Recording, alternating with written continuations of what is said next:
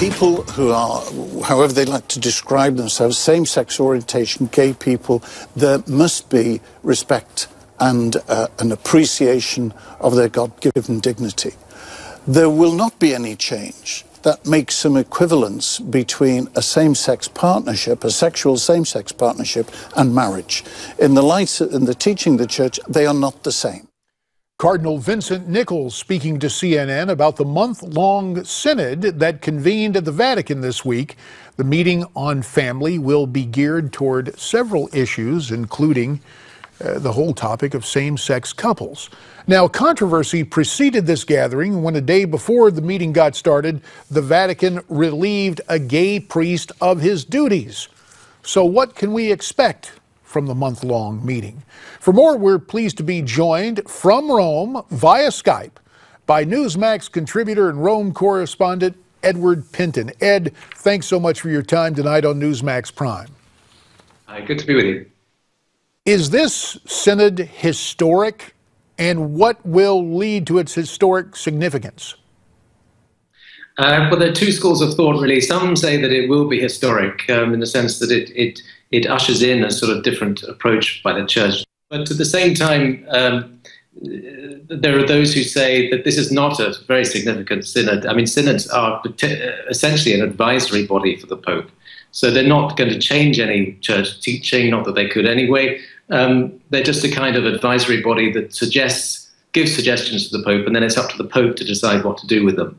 But there's a lot of controversy about this because during the synod process, the synod fathers, those bishops attending the synod, can put out various messages. For example, more openness to homosexuals, although that's a very small subject in this whole debate. And then that can change the sort of mood music coming out of the Church, if you like, and essentially weaken doctrine and have that effect. So there's a lot of concern about this synod and the effect it has in playing out into the wider world. And part of that was preceded, of course, by the Pope being quoted as saying, "Who am I to judge with regard to same-sex couples?" But in the opening of the synod, he reaffirmed the Church opposition to same-sex marriage. You said that this topic will just play somewhat of a role in this gathering. Do you think the debate might grow perhaps lengthier and the attention granted to this a bit more than what we might have thought prior to the synod convening?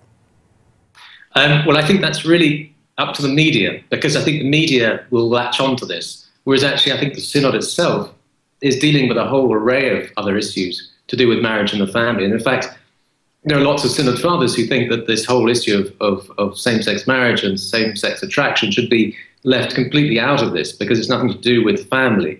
They say that this is not a family issue in the sense that families are made up of one man, one woman, and sort of those kind of relationships. So they're saying this is not something that should be included in the debate. But there are, as I say, there are lots of other issues being discussed. One of the other big ones, of course, is Holy Communion for divorced and remarried Catholics. The Catholic Church believes that those couples who divorce and then remarry civilly are basically committing adultery because that first marriage is still valid. We will have to keep our eye on these questions and have you back, Ed, after the month-long synod concludes. For now, sir, you have our thanks as you check in from Rome. And now it's time to hear what's on your mind via social media. Tonight, a note from Robert, who has a suggestion for a speaker candidate not previously mentioned. Robert writes, "It's my personal opinion that J.D. Hayworth should throw his name in the hat. He'd make an outstanding House Speaker, then remove Kevin McCarthy from the House, actually Majority Leader position, replace him with Newt Gingrich, followed in third and fourth place by Trey Gowdy and Paul Ryan. We could then just refer to the conservative leadership as the Fantastic Four for justice." I don't know if I can offer justice to that remark, do that remark justice, other than to say I'm very happy right here speaking to you on Newsmax TV. If you have a comment, send it to us, newsmaxtv.com, comments. See you Monday. Stay brave, stay free, stay tuned.